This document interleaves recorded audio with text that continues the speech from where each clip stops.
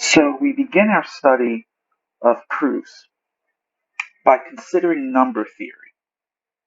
So throughout the next several lessons, we will develop techniques for proving or disproving mathematical statements while examining some of the fundamentals of the branch of mathematics that's known as number theory. We will be relying heavily on the ideas that we studied in logic throughout the rest of this course.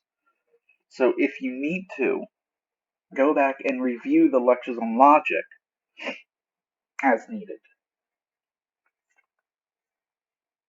So these assumptions are going to be carried out throughout the rest of the semester. First, familiarity with the laws of basic algebra. So it is assumed that you are familiar with the laws of algebra. The three properties of equality. So for all A, B, and C, the first is A is equal to A. The second is if A is equal to B, then B is equal to A. And the third is if A is equal to B and B is equal to C, then A is equal to C. The principle of substitution, which states for all A and B, if A is equal to B, then we may substitute B wherever we have A. And finally, there is no integer between 0 and 1, and the set of all integers is closed under addition, subtraction, and multiplication, which means that the sums, differences, and products of integers are themselves integers. Now, in order to evaluate the truth or falsity of a statement, we must understand what the statement is about. That is, we must know the meanings of all the terms that occur in the statement.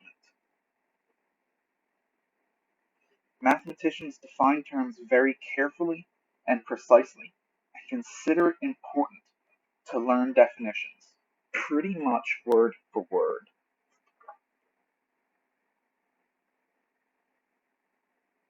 So we say an integer n is even if and only if n equals 2k for some integer k. And we say an integer n is odd if and only if n is equal to 2k plus 1 for some integer k.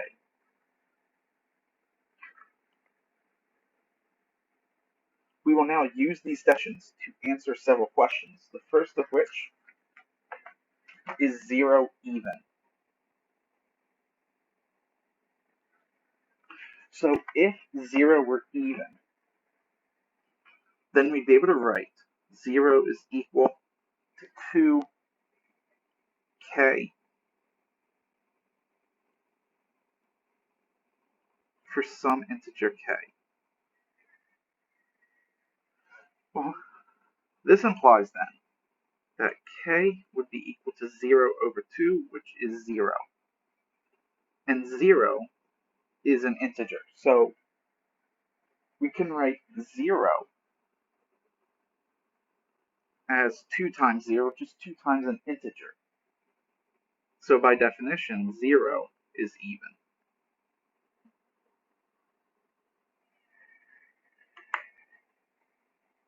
So next we answer the question, is negative 301 odd? So if it were odd, then we'd be able to write negative 301 is equal to 2k plus 1 for some integer k.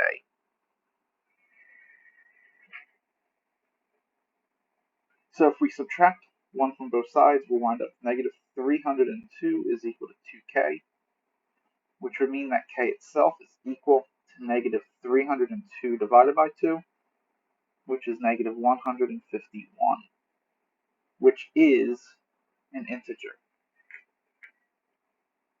So we can write negative 301 as 2 times negative 151, which is an integer, plus 1, which implies that negative 301 is odd.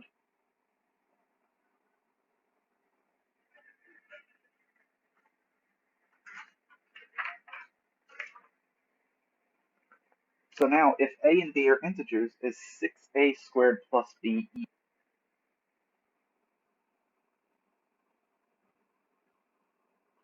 So let a and b be integers.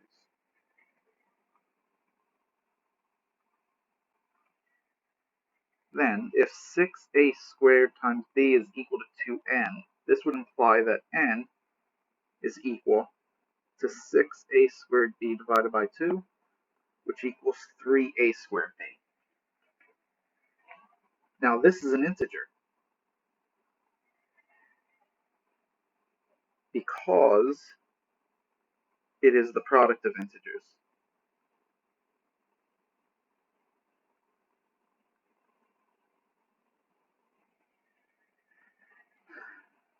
So we just wrote 6a squared b as 2 times 3a squared b, which is an integer. So it's 2 times an integer, which means that 6a squared b is even.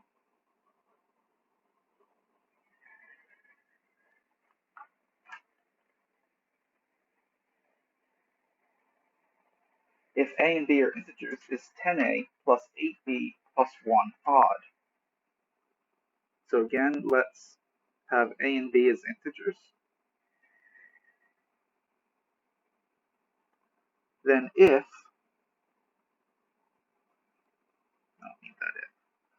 then if 10a plus 8b plus 1 is equal to 2n plus 1, then this would mean that 10a plus 8b is equal to 2n,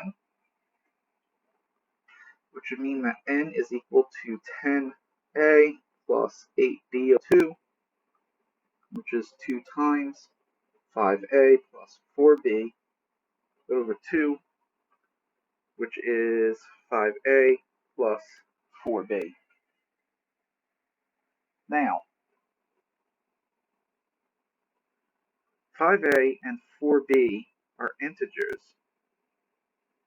because it is a product of integers.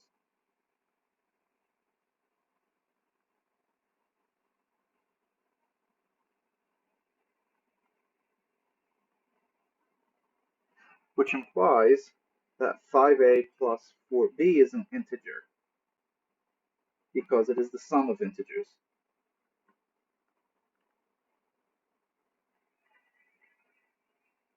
So therefore 10a plus 8b plus 1 is 2 times an integer, specifically 2 times 5a plus 4b plus 1,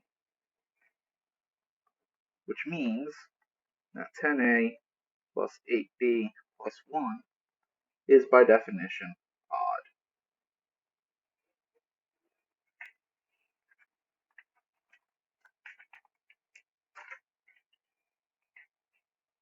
So we say that an integer n is prime if and only if n is greater than 1, and for all positive integers r and s.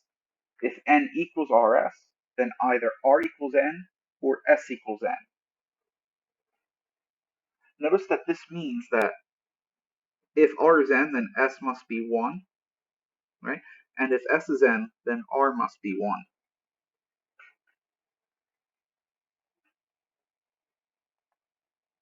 An integer is composite if and only if n greater than 1 and n equals r times s for some integers r and s, with 1 less than r less than n and 1 less than s less than n. Right, so in other words, it's composite if you can find two integers such that n is equal to rs and neither r nor s is n itself.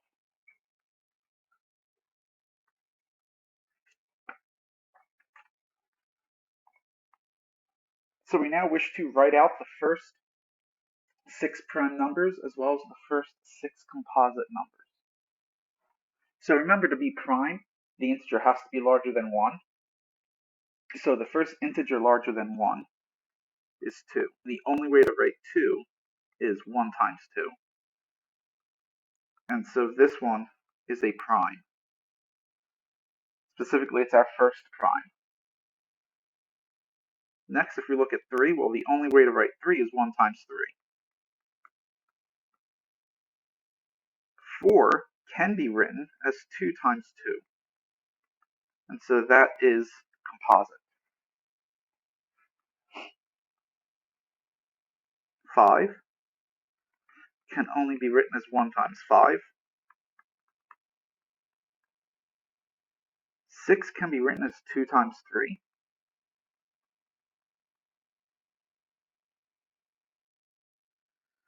7 can only be written as 1 times 7.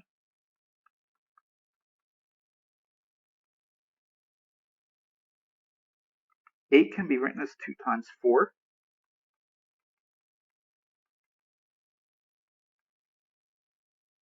9 can be written as 3 times 3.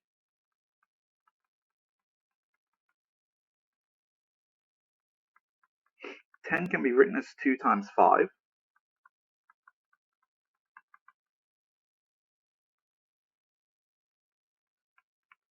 11 can only be written as 1 times 11.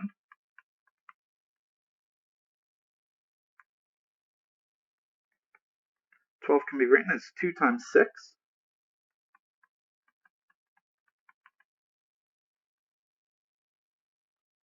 13 can only be written as 1 times 13.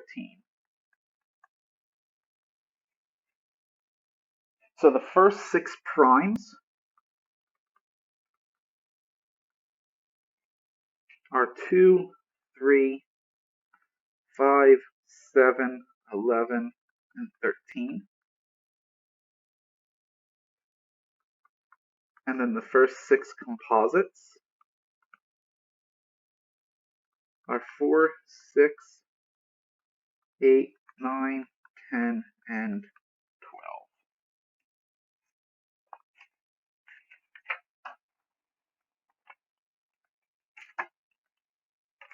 12. So now, recall that a statement of this form, so an existential statement, is true if and only if q of x is true for at least one x in D. One way to prove such a statement is true is to find such an x value in D that would make q of x true. Another way would be to provide a set of directions to find this x value that would make q of x true. So both of these methods are known as constructive proofs of existence, where the underlying logical principle is called existential generalization, which says if you know a certain property is true for a particular object, then you may conclude that there exists an object for which that property is true.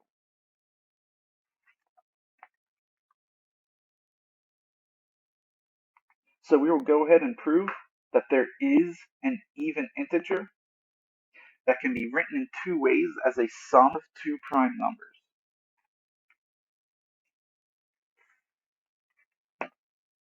So our goal here is to find an even integer that can be written in 2 different ways as a sum of prime numbers. So if we start with the number 2, this is only 1 plus 1.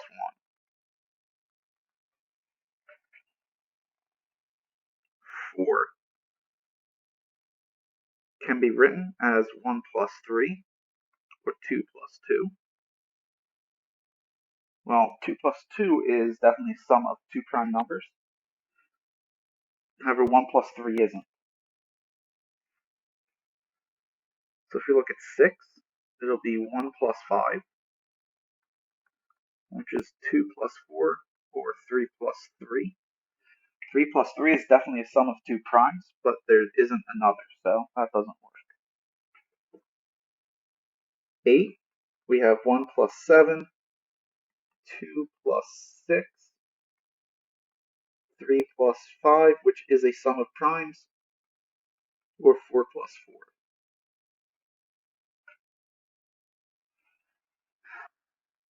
10, we have 1 plus 9, 2 plus 8, 3 plus 7 is a sum of primes, 4 plus 6, or 5 plus 5, which is also a sum of primes, we found our even integer. So now let's actually formally write out the proof. So we say let n equal 10.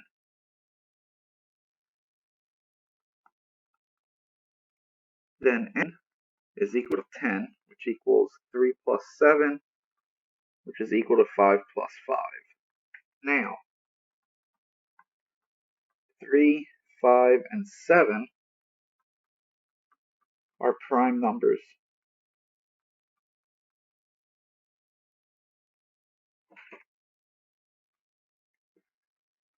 Therefore, 10 can be written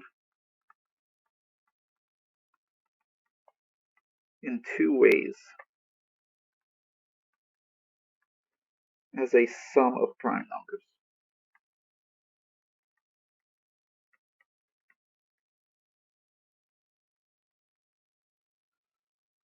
Which implies that there exists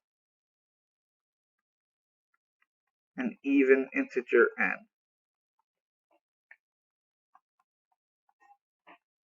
that can be written in two ways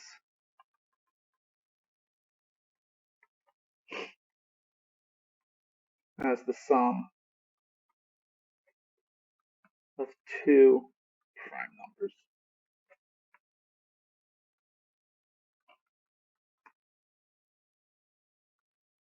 That is what we set out to show, and so the proof is complete.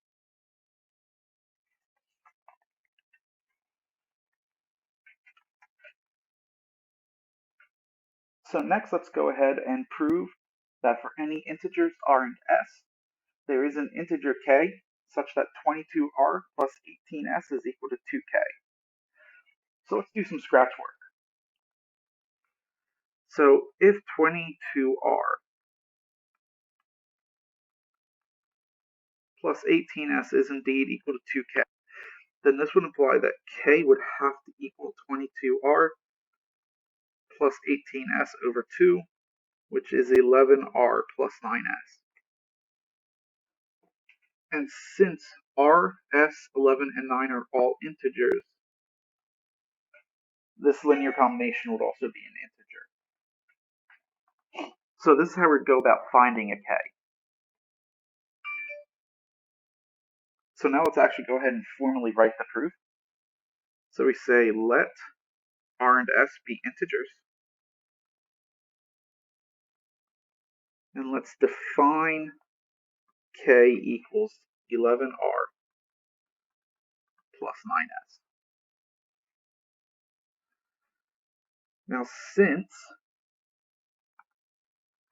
the product of integers is an integer, we can conclude that 11r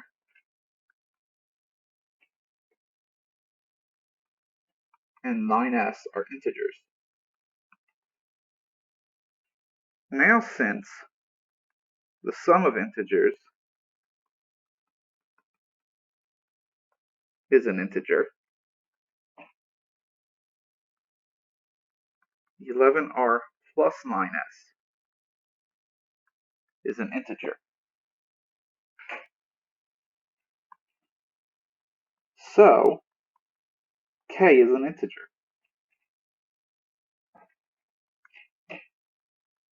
Now, 2 times k would be equal to 2 times 11r plus 9s, which is equal to 22r plus 18s. And so we can therefore conclude for all integers r and s,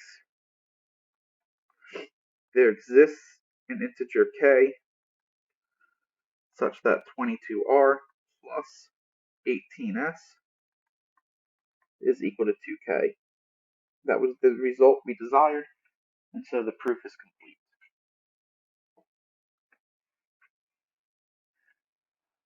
So in this example, what we did was we gave instructions on how to find the integer. In this case, this set of instructions is your integer is 11r plus 9s. So once you're given R and S, you know how to find K to make this statement true. This one right here.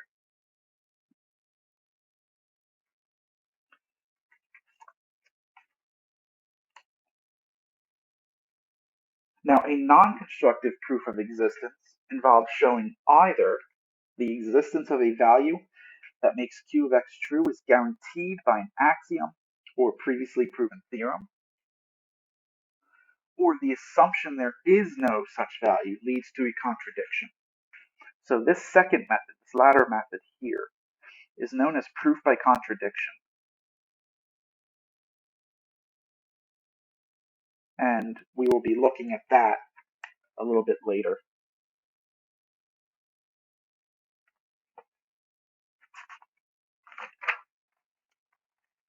So now recall that a statement of this form here, so a universal statement, is true if and only if Q of X is true for every single value X in D. Thus, to show that the statement is false, we would need only find a single value of X in D that makes Q of X false. So if we wish to show that a statement of this form, a universal conditional, is false, we would need to show that this statement is true, right? So remember, this statement down here is the negation of this statement. So to prove a statement is false, all we have to do is show that its negation is true. Well, we just saw how to prove an existential statement. So we would have to find an X that makes P of X and not Q of X true. And we call this X value a counterexample. And this method is known as disproof by counterexample. And so all we have to do is find a value X in D for which P of X is true and Q of X is false.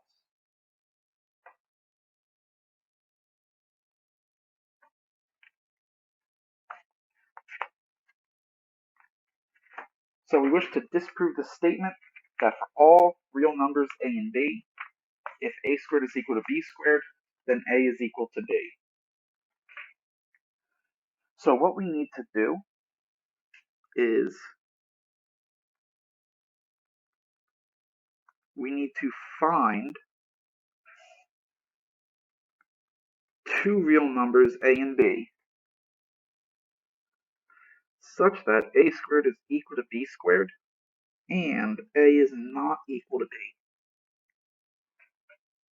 So to do this, right, we can recall that the square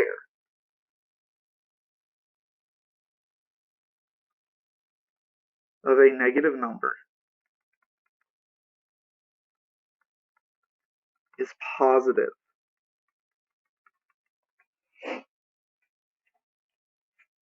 So in theory, if we take A to be some number, take B to be its negative, then their squares will be equal, but the numbers themselves will not be.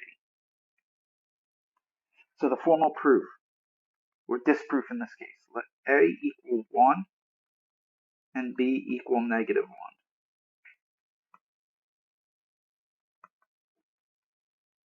1. Then A squared is 1 squared, which is 1, and B squared is negative 1 squared, which also equals 1. This implies that A squared is equal to B squared. However, 1 does not equal negative 1, which implies that A is not equal to B.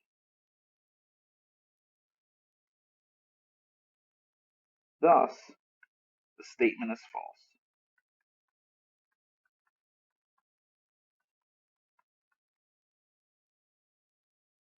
And so the disproof is complete.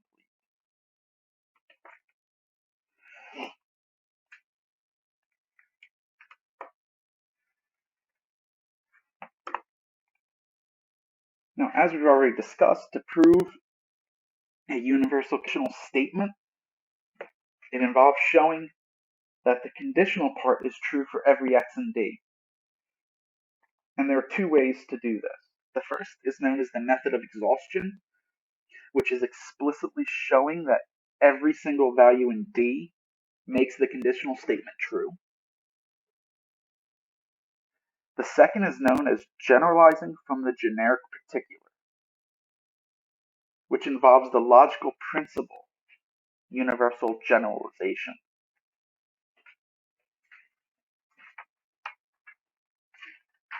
So generalizing from the generic particular states that to show that every element of a set satisfies a certain property, suppose X is a particular but arbitrarily chosen element of the set, and show that X satisfies the property. So first we'll look at the method of exhaustion. Prove that for every even integer between 4 and 26 can be written as a sum of two prime numbers. Right, so obviously that's not grammatically correct. So we're going to prove that every even integer between 4 and 26 can be written as a sum of two prime numbers. So let's just go about this through exhaustion. Start with 4. Now 4 is 2 plus 2, which is the sum of two primes. Can be written as 3 by 3. 8 is 3 plus 5. 10 is 5 plus 5. 12, 5 plus 7. 14 can be written as 7 plus 7. 16 can be written as 5 plus 11.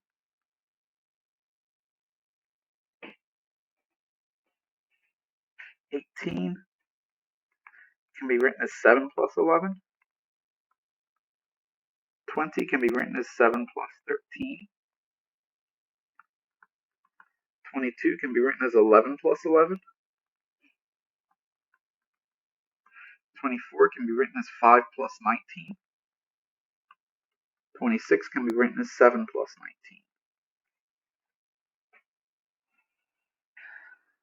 19. Therefore, for every even integer n such that 4 is less than or equal to n, less than or equal to 26, n is equal to r plus s for some primes r and s. And so the proof is complete. Now the other method is much more practical. Right? This method worked fine for here because we only had to show it's true for how many? 1, 2, 3, 4, 5, 6, 7, 8, 9, 10, 11, 12 elements. But what if our set contained 100 elements, 1,000 elements, 1,000,000 elements? Now the method is really impractical. It would take a while. What if the set is infinite? Well, now it's just impossible. So that's where the generalizing from the generic particular comes in. And when we do this, the method is known as direct proof. First, we wish to express the statement to be proven in the form for every x in D, if P of x, then Q of x. And this step is often done mentally. Second, we start the proof by supposing x is a particular but arbitrarily chosen element of D for which P of x is true. And we often abbreviate this by saying suppose x is in D and P of x. Then finally what we have to do is we have to work to show that Q of X is true by using definitions, previously established results, and the rules for logical inference that we've previously studied.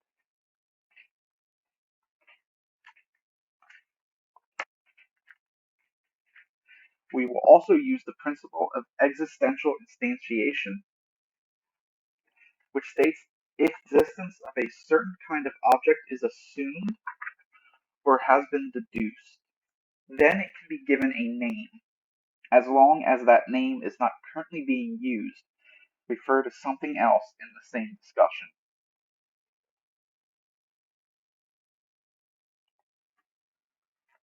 So we will go ahead and prove that the sum of any two even integers is even. So we start the proof. Suppose that m and n are even integers.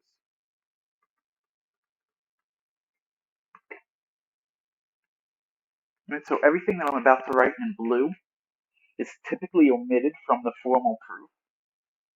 Since we're just starting to look at proofs, I'm going to write it all out to kind of help connect everything together. So what we want to show is that m plus n is even.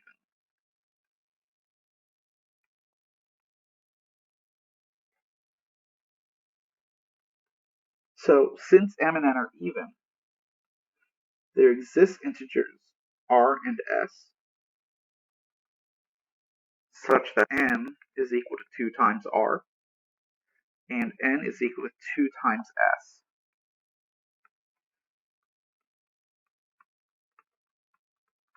This is by definition of even.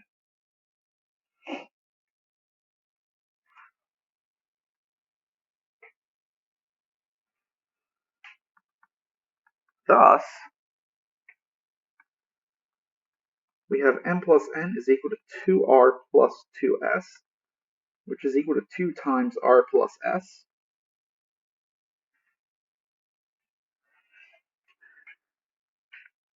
Now, r plus s is an integer.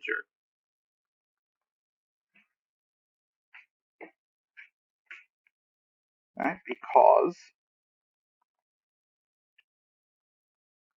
it is the sum of integers.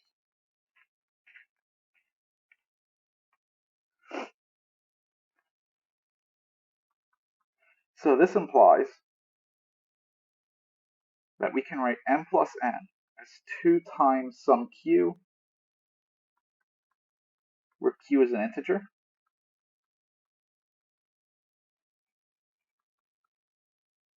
which implies that m plus n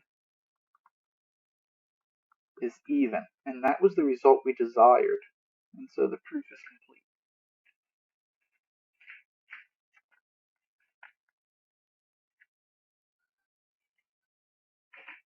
Now let's show that the difference of any odd integer and any even integer is odd.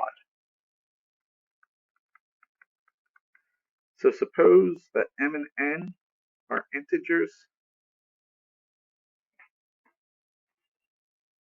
such that m is odd and n is even.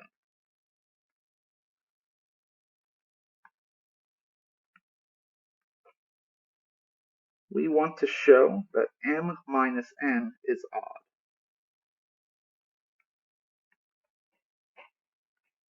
So there must exist integers r and s such that m is equal to 2r plus 1 and n is equal to 2s. Right, this is by definition of even and odd.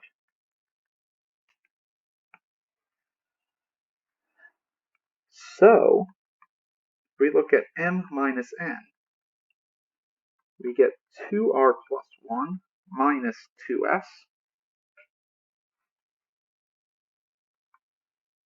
So we can group however we want, so we can actually get rid of those parentheses. And again, we can move and group however we want So this is 2r minus 2s plus 1. Then we can factor out that 2, and we're left with 2 times r minus s plus 1. Now, r minus s is an integer because it is the difference of integers.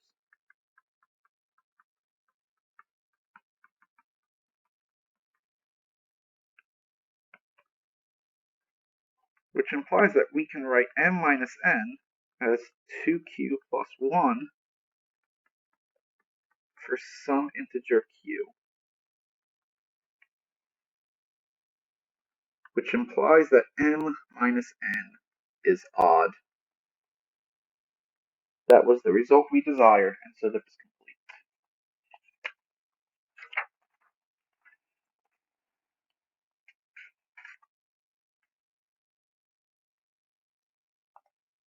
So as was already discussed, proving an existential statement involves either finding an x in D that makes q of x true, or providing instructions how to find a value in D that makes q true. So to disprove such a statement, we have to prove its negation. That is, we have to show that there is no x in D that makes q of x is true.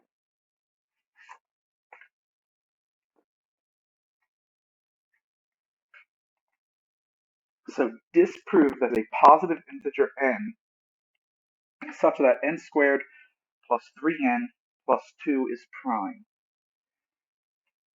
So really, what we want to do is we want to show that for all positive integers n squared plus 3n plus 2 is not prime.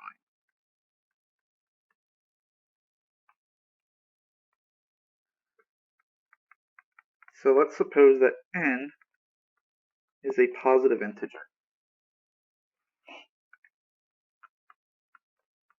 Then we can factor n squared plus 3n plus 2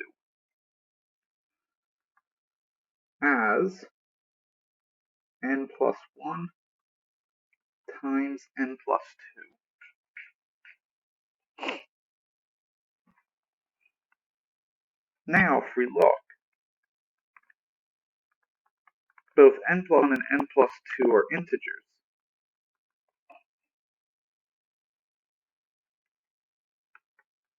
Because it is the sum of integers.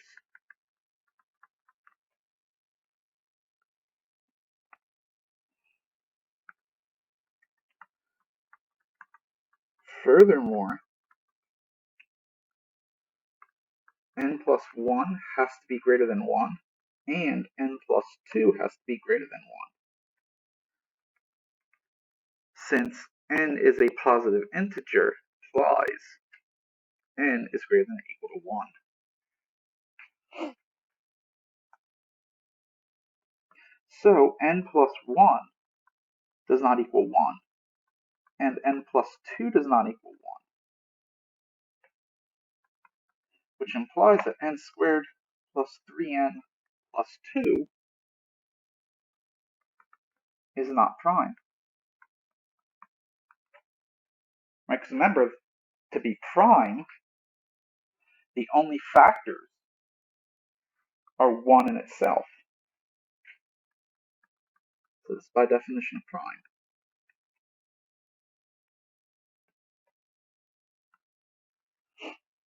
Therefore, for all positive integers n squared plus 3n plus 2 is not prime.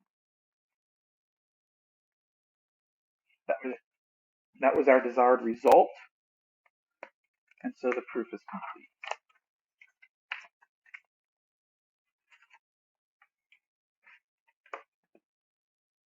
Now, writing proofs takes a lot of time and a lot of practice to get the hang of. So the following are some tips for writing proofs. First, copy the statement of the theorem to be proven on your paper. Right, this gives you an idea of where you want to go. Clearly mark the beginning of your proof with the word proof. Make your proofs contained, meaning that someone reading your proof has all of the information they need in that proof.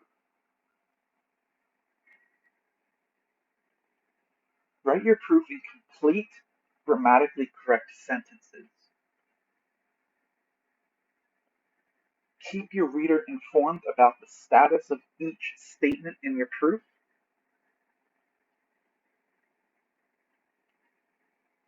Give a reason for each assertion in your proof.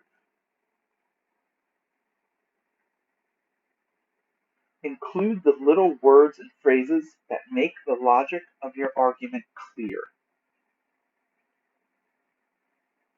Finally, display the equations and inequalities.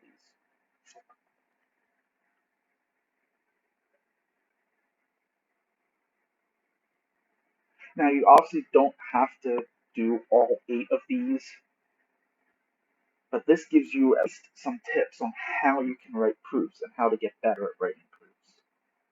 Now, some common mistakes that are made by first-time proofwriters: arguing from examples. So when you're writing a proof for universal, you don't want to use an example. Remember, it has to be true for every single element. Using the same letter to mean 2 different things. Jumping to a conclusion. Assuming what you're supposed to prove. Confusion between what is known and what is still to be shown. Use of the word any when the correct word is some. And finally, misuse of the word if.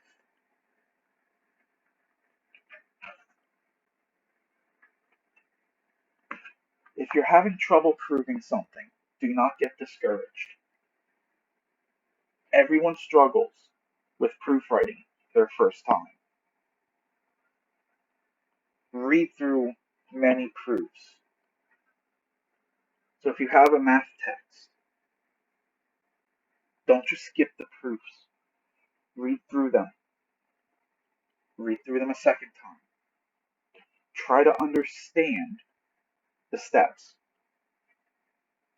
So if they conclude something, try to understand why they can conclude that. The more proofs you look at and read, the better understanding you'll have of how proofs are constructed.